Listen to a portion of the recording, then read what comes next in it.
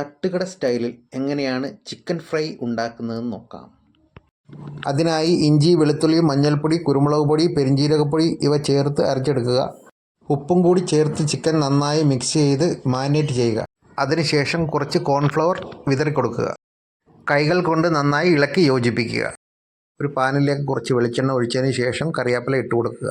Marinate ചെയ്ത് വെച്ചിരിക്കുന്ന നമ്മുടെ ചിക്കനെ പറക്കി പാനിലേക്ക് ഇട്ട് കൊടുക്കുക. തിരിച്ചും മറിച്ചും ഇട്ട് ഫ്രൈ ആക്കി എടുക്കുക. തട്ടുകട സ്റ്റൈലിൽ വളരെ സിമ്പിളായി എങ്ങനെയാണ് വീട്ടിൽ തന്നെ ചിക്കൻ ഫ്രൈ ചെയ്തെടുക്കുക എന്നുള്ള വീഡിയോ ആണ് നമ്മൾ കണ്ടുകൊണ്ടിരിക്കുന്നത്.